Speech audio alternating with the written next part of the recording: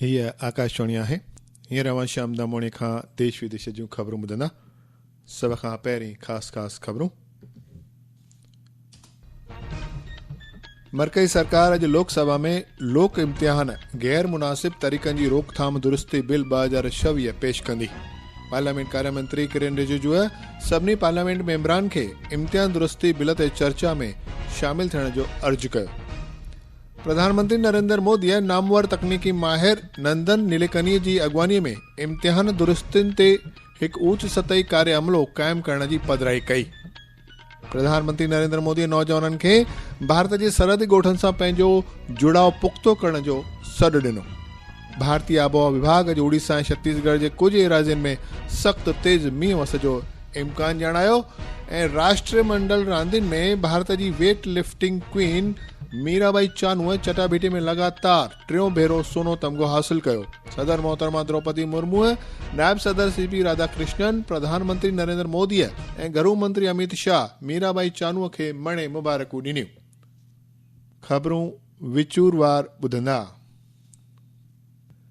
मरकज़ी सरकार अॼु लोकसभा में लोक इम्तिहान गैर मुनासिब तरीक़नि जी रोकथाम दुरुस्ती बिल 2026 पेश कंदी। इहो बिल लोक इम्तिहान नाजाइज़ साधननि जी रोकथाम बिल 2024 में दुरुस्ती आणण लाइ पेश कयो पियो वञे। मरकज़ी मंत्रिमंडल जे मरकज़ी मंत्री डॉक्टर जितेंद्र सिंह इन बिल खे पेश कंदो। इन खां अॻु जुमे ॾींहुं मरकज़ी मंत्रिमंडल तकिड़ो अदालत जी स्थापना, पेपर लीक तोड़े इम्तिहाननि में गैर मुनासिब साधननि जे इस्तेमाल वारनि मामलनि में सख़्त सज़ा जी ख़ातिरी कंदड़ बिल मसौदे खे मंज़ूरी ॾिनी आहे। पार्लियामेंट कार्य मंत्री किरेन रिजिजूअ सभिनी पार्लियामेंट मेंबरान खे इम्तिहान दुरुस्ती बिल ते चर्चा में बहिरो वठण जो अर्ज़ु कयो आहे। हिकु सोशल मीडिया पोस्ट में श्री रिजिजूअ चयो आहे त नई टहीअ जो आवाज़ ॿुधण ऐं शागिर्दनि जे बहितर मुस्तक़बिल लाइ प्रधानमंत्री नरेंद्र मोदी द्वारा खयल तवारीख़ी फ़ैसिलनि जे मद्देनज़र हू सभिनी मेंबरान खे अॼु जी चर्चा में शिरकत करण जी अपील करे रहियो आहे ऐं चयो त इन बिल में 7 अहम दुरुस्तियूं शामिल आहिनि। प्रधानमंत्री नरेंद्र मोदीअ इम्तिहान दुरुस्तियुनि ते हिकु उच्च सतही कार्य अमले खे क़ाइमु करण जी पधिराई कई आहे, जंहिंजी अॻवानी मशहूर तकनीकी माहिर नंदन नीलेकनी कंदो। हिकु वीडियो संदेश में हुन चयो त कार्य अमलो इम्तिहान दुरुस्तियुनि ते कमु कंदो ऐं उन ते ध्यानु मर्कूज़ कंदे उन जी रिपोर्ट जे आधार ते आईंदे में थींदड़ इम्तिहाननि बाबति भरोसे जी ख़ातिरी करण लाइ जल्द अज जल्द क़दम खयां वेंदा। हुन चयो त देश जो इम्तिहान सिरिश्तो भरोसेमंद ऐं शफ़ी हुअणु घुरिजे ऐं तकनीक जो वधि में वधि इस्तेमालु थियणु घुरिजे। प्रधानमंत्री ईअं बि चयो त हुकूमत हींअर पार्लियामेंट में इम्तिहाननि वाबस्ता सख़्त कानून जो बंदोबस्तु कंदड़ हिकु नओं कानून पेश करण जी ॾिस में अॻिते वधी रही आहे। श्री मोदीअ चयो त हम पार्लियामेंट के अंदर कठोर कानूनों के प्रावधान के साथ नया कानून बनाने की दिशा में भी आगे बढ़ रहे हैं, लेकिन हमें भविष्य के लिए सोचना है। हमारी परीक्षा पद्धति ट्रांसपेरेंट हो, हमारी परीक्षा पद्धति में सबसे ज्यादा टेक्नोलॉजी का उपयोग हो। इन सारी बातों को ध्यान में रखते हुए विश्व प्रसिद्ध टेक्नोलॉजी एक्सपर्ट श्रीमान नंदन नीलेकनी जी के नेतृत्व में एक हाई पावर टास्क फोर्स बनाने का निर्णय किया है, जो एग्जामिनेशन रिफॉर्म की तरफ फोकस करेगा। गृह मंत्री अमित शाह चयो आहे त प्रधानमंत्री नरेंद्र मोदी जी रहबरीअ में सरकार असांजी नई पीढ़ीअ जी मुस्तक़बिल जी हिफ़ाज़त वास्ते लगातार दुरुस्तियुनि जे सिद्धांतनि जो पालन करे रही आहे। नंदन नीलेकनीअ जी अॻवानीअ में क़ाइमु कयल नई उच्च सतही कार्य अमले ते तवजो ॾींदे श्री शाह चयो त इहो कार्य अमलो इन ॻाल्हि जी ख़ातिरी कंदो त देश जे इम्तिहान सिरिश्ते जी पवित्रता खे को बि कॾहिं बि भंग न करे सघे। हुन चयो त सरकार पेपर लीक जे ॾोहारियुनि खे सख़्त सज़ा ॾींदी ऐं इहा ख़ातिरी कंदी त को बि मुस्तक़बिल में अहिड़ो गुनाह न करे।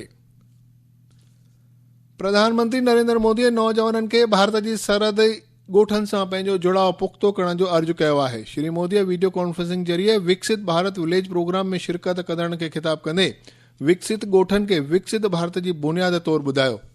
प्रधानमंत्रीअ मेरा युवा भारत माई भारत मंच ज़रिए राष्ट्र निर्माण में नौजवाननि जी वधंदड़ भूमिका जी साराह कई। श्री मोदीअ अॻिते ईअं बि चयो त विकसित वाइब्रेंट विलेज की ये यात्रा सबको जोड़ने और सबसे जुड़ने का ही एक सशक्त माध्यम है, और अब आप सभी की जिम्मेदारी और भी अधिक बढ़ गई है। आपकी ये यात्रा यूनिटी थ्रू पार्टिसिपेशन की यात्रा है।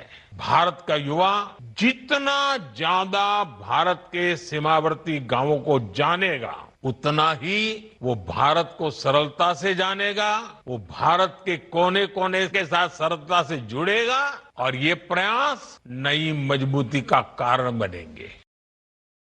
ही ख़बरूं अवां आकाशवाणी तां ॿुधी रहिया आहियो। ही ख़बरूं तव्हां असांजे YouTube channel air news Gujarat ते पिणु ॿुधी सघंदा आहियो। वधीक ख़बरुनि लाइ तव्हां असांजी वेबसाइट newsonair.gov.in ते राब्तो करे सघो था।